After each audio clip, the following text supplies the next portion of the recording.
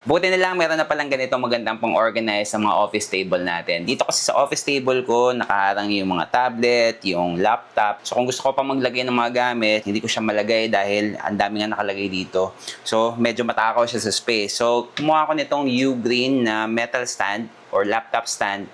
Ito guys, ang maganda dito is metal na siya. Meron ring available nito na pang-isahan lang na pang laptop lang. Ito guys, dahil may tablet tayo, kumuha tayo ng dalawang slot. So, dalawa yan. So, pwede natin lagay yung laptop at pwede natin lagay dito yung tablet. At ito na nga yung ating U-Green laptop stand. Na-setup ko na siya. Depende dun sa laki na ilalagay ko. So, lagyan natin yung ating tablet. At dito naman yung laptop natin.